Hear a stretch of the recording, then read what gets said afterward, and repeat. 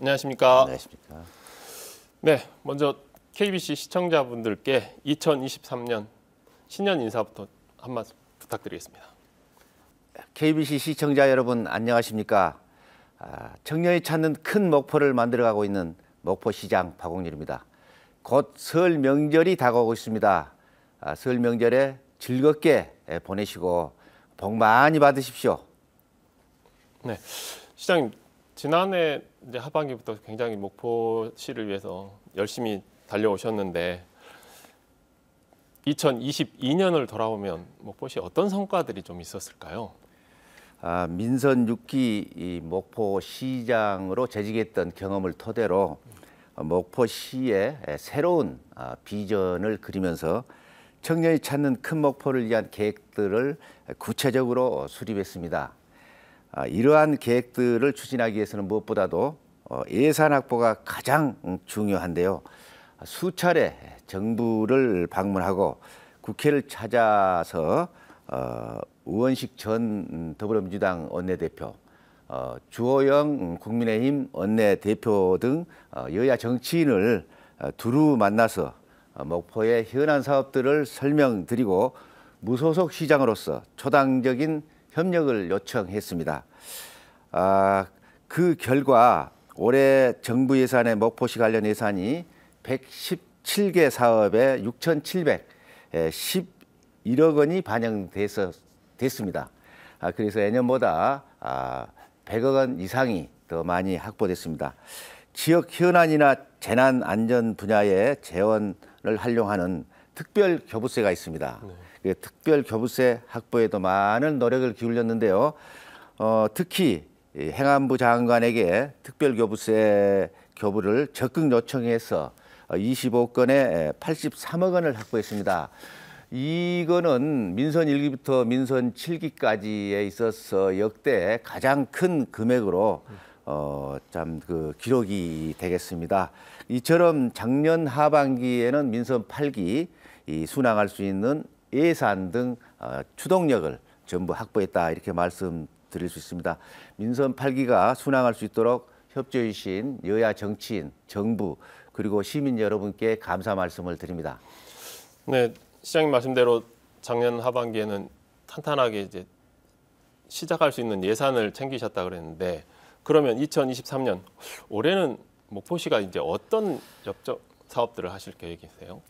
그렇습니다. 4대 주력 산업 육성을 통해서 청년이 찾아오는 역동적인 젊은 경제 도시를 만들어가는 것이 저의 목표입니다. 목포시의 4대 주력 산업을 말씀드리자면은 AI, 다시 말해서 인공지능이 결합되어 있는 IT 융복합 산업이라든가 로봇 산업 등 청년들이 좋아하는 그러한 업종이죠.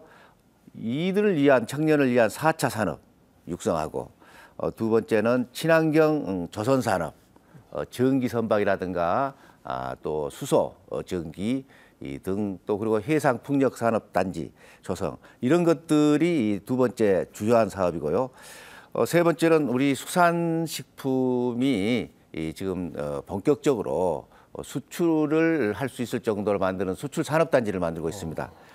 그래서 수산식품 산업을 적극 육성하고 마지막으로는 체류형 그 관광 도시로 만들어가는데 저희들이 중점적인 목표가 있습니다. 먼저 청년을 위한 그 4차 산업을 다시 말씀드리면은 양질의 일자리를 청년들에게 창출해 줘야 되고 이렇게 해야만 우리 인구가 줄어들지 않고 인구가 늘어나는 그러한 인구 증가가 되는 청년이 많이 찾아오는 도시가 될 수가 있고요. 그래서 저희들은 스마트 그린 산단이라 해서 청년들을 대상으로 중심적으로 분양을 하기 위해서 스마트 그린 산단을 약 한 20만 평 정도를 조성하려고 하고 있습니다. 2026년 완공을 목표로 또 공공임대형 스마트 지식산업센터를 우리 조성되어 있는 대양 산업 단지에 조성을 하겠습니다. 또 그리고 이제 둘째 친환경 조선 산업 아까 말씀드렸는데 이거는 해경 서부 정비창이 이 목포에 지금 건립이 되고 있습니다. 그래서 여기는 하청업체도 많이 발생하고 그래서 목포에는 수리 산업이 많이 앞으로 발달을 하게 됩니다.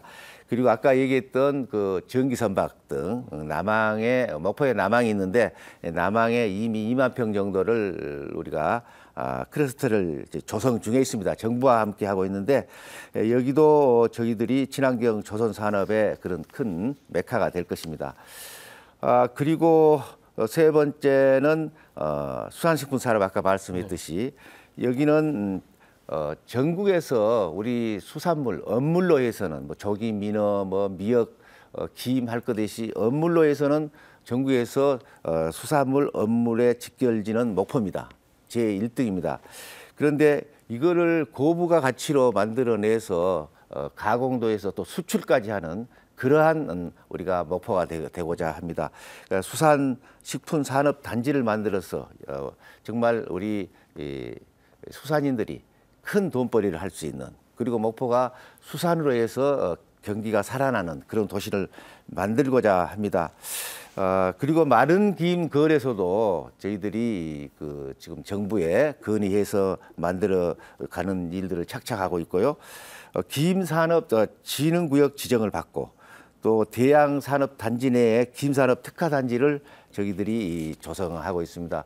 우리 김은 인삼보다도 더 많은 수출량을 지금 발휘하고 있는데요. 6억 불 내지 7억 불 정도가 지금 수출이 되고 있습니다. 인삼은 한 5억 불 정도 수출을 하고 있는데요. 이러한 주요한 효자 산업이라고 볼 수 있습니다. 마지막으로는 이제 이 체류형 관광 도시를 만드는 건데 사실 목포는 민선 6기 때까지만 해도 단순히 소비형 도시였다. 특별히 뭐 우리 생산 공장도 특별히 없고 하다 보니 주로 소비형 그 도시였는데 해상 케이블카가 그때부터 나아짐으로써 이제 관광도시로 변모를 해왔는데 예전에는 한 250만 정도가 목포를 찾았는데 케이블카로 인해서 한 700만 정도는 지금 찾아오는 것 같습니다. 그래서 우리는 금년 1000만 목표를 잡고 그리고 그 다음에는 2000만 목표로 계속 지금 돌진해 가고자 합니다. 그래서 목포는 참 관광자원이 좋습니다. 목포 유달산 282m에서 내려다보면 다도해가 전부 쭉 보이고요. 그리고 근대 역사관이 일제 강점기 시절에 목포가 3대항 6대 도시 속에서 수출하는 그러한 항구였죠. 그래서 3대항 6대 도시로서 인천, 원산, 또 부산, 목포 이렇게 꼽았는데요. 그렇기 때문에 관광자원이 아주 풍부합니다. 이러한 역사적인 관광자원까지 포함해서 목포를 관광 1등 도시를 만들어가는 것이 저희들의 그 목표입니다. 네. 이제 진짜 큰 계획들을 말씀해 주셨어요. 4가지나 됐는데, 근데 그 계획들 중에 특히 이제 관광 분야 관련해서는 올해 목포에서 처음으로 이렇게 전국체전 준비하고 계시잖아요. 어떻게 좀 잘 준비되고 있습니까? 전국체전은 올해 목포에서 제104회 전국체전이 10월 13일부터 19일까지 이렇게 열립니다. 그리고 이어서 11월 달에는 제43회 장애인 체육체전이 열리는데요. 목포가 이제 주 개최지입니다. 전라남도 22개 시군 전체에서 경기가 이루어집니다만은 뭐 축구라든가 또 육상이라든가 또 개폐식 이것은 목포 종합경기장 다시 말해서 주경기장에서 열리게 됩니다. 아마도 그 대통령을 모시고 하는 그러한 행사죠. 목포시 입장에서도 대통령이 공식 임석해서 하는 공식적인 행사는 이번이 처음입니다.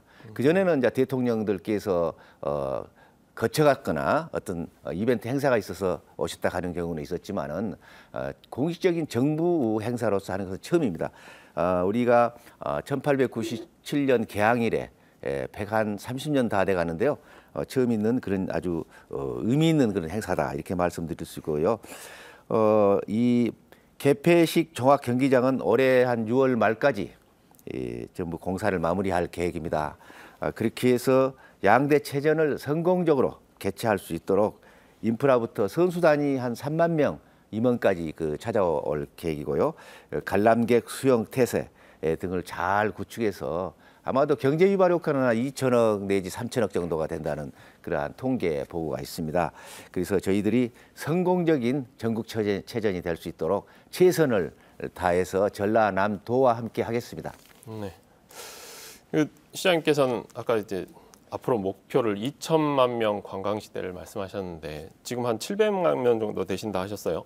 요즘에 보니까 젊은 친구들도 목포의 구도심 쪽에 있는 근대 역사 쪽으로 가서 카페도 많아지고 그래서 젊은 친구들도 많이 가고 말씀하신 대로 이제 케이블카도 있다 보니까 연세 있으신 분도 가고 뭐 그렇습니다. 나이 젊거나 나이가 있거나 목포를 찾는 분들이 꽤 많아지셨는데 이거 이제 700만에서 2천만까지 늘려가려면 준비하시는 것들이 좀 있어야 될 것 같은데 어떻습니까? 그렇습니다. 우리는 체류형의 국제 해양 관광 도시를 목표로 잡고 있습니다. 그래서 육지에서만 있는 관광이 아니라 우리는 항구기 때문에 바다까지 뻗어가는 그러한 관광 도시를 만들려고 그렇죠. 그래서 요트라든가 또 파워보트라든가 여러 가지 다양한 해상의 관광 그런 상품 콘텐츠들도 많이 개발을 하고요. 특히 저희 목포에 남항이 있고 그다음에 사막도가 있고 도심을 가르는 내항이 있고 그리고 이제 근대 역사 일제 강점기에 있었던 그 영사관 등등 그 역사관이 있고 그래서 전부 바다로 이어집니다. 그래서 여기를 도보관광 해안 벨트를 저희들이 만들고 지금 계속 추진하고 있습니다.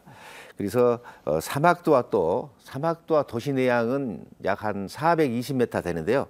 바다의 길이가 여기에 예술형 다리, 다시 말해서 아트 브릿지를 만들기 위해서 지금 문화관광부 등하고 계속해서 협조를 하고 건의를 하고 있습니다.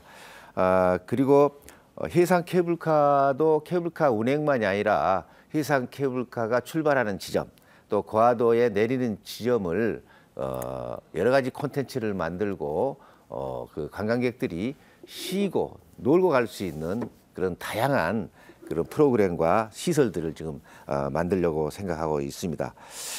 그래서 예를 들면 그 코로나 있기 전에는 토요일, 일요일에 약 한 10,000명 정도가 케이블카를 탔어요.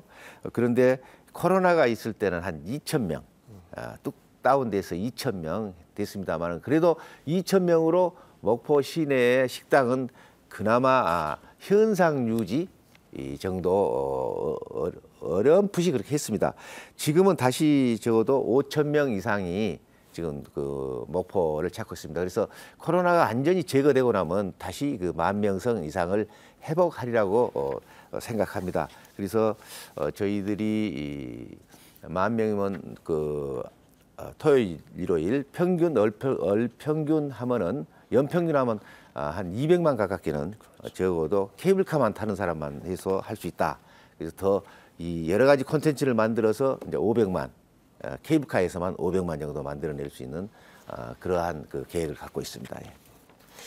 네, 이렇게 2천만 관광시대 꼭 성공하시길 바라겠고요. 또 하나 이제 이건 행정적인 건데 다들 그 무한반도 통합 문제 다들 큰 목표는 갖고 계시는데 쉽지 않았습니다. 그동안에 1단계로 지금 신안군과의 통합 좀 어떻게 좀 준비하고 계시나요? 사실은 우리 무한반도 통합은 우리 무안 지역의 모든 분들의 어떤 그러한 먼 현안이었죠. 사실 6차례 시도했습니다마는 6차례 다 실패를 했어요. 그거는 제가 생각하기는 그렇습니다. 이거는 모두 다 정치적으로 접근해서 정치적으로 이끌고 가다가 정치적으로 그냥 어느 날 갑자기 종결시켜버리는 이런 패턴이 계속 6차례 됐다. 저는 그렇게 생각하고 있습니다. 그래서 저는 그 주민들이 첫째 목포 시민과 신안 군민, 무안 군민이 힘을 합쳐야만이 이 통합이 이루어진다.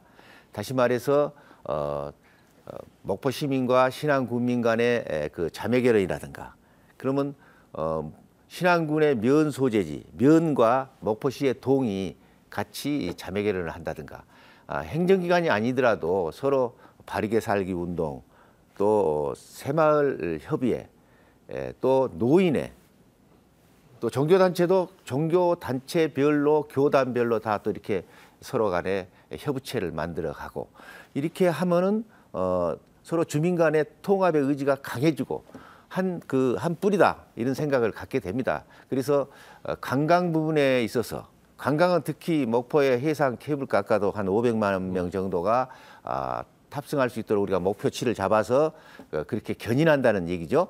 약 1,000만 명을 이끌어가는데 목포 해상 케이블카를 중심에 놓고 그로 인해서 견인해 나가겠다는 얘기죠. 그런데 우리 또 신안은 아름답게 가꿔져 있지 않습니까? 그렇죠.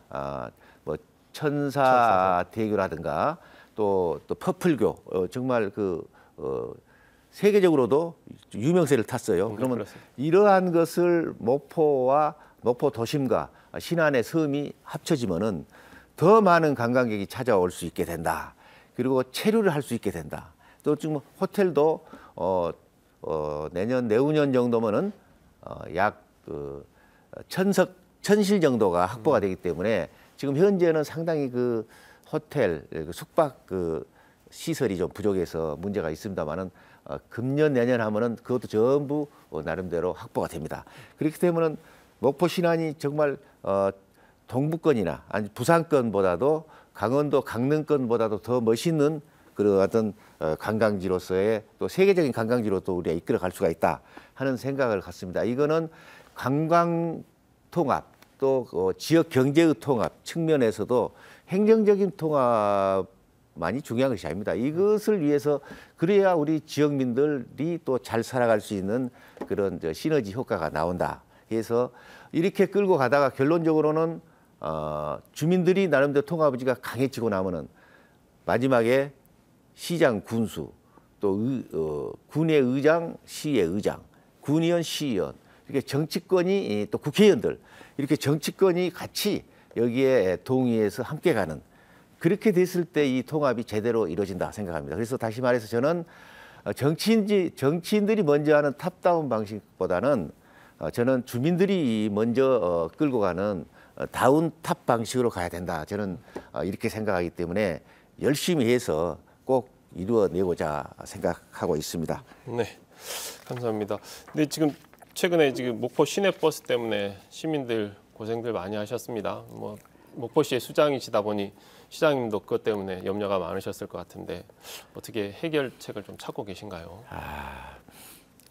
시내버스 회사가 가스 연료비 24억 원을 연체함으로써 작년 12월 10일부터 어느새 한 달이 되고 있습니다.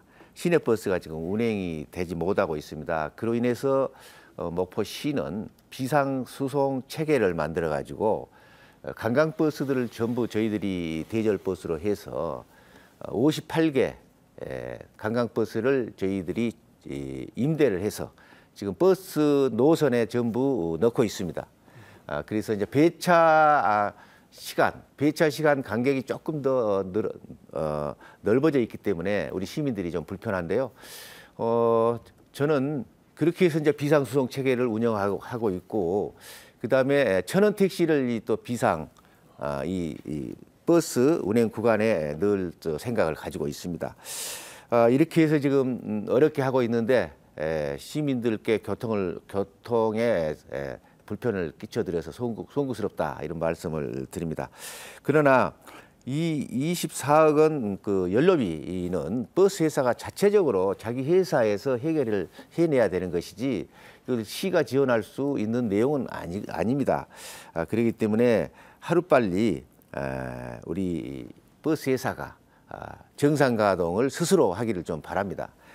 그리고 태원역의 유진 버스 회사가 전체를 기부 체납하겠다 목포시에 이것을 또 제안을 해왔어요. 그런데 이미 언론에도 나갔습니다만은 지금 저희들이 변호사 또 공인회계사 등에게 자문을 구한 결과 법령에 즉 법에 기부 체납에 있어서 채무 빚은 기부 체납을 받지 않는다.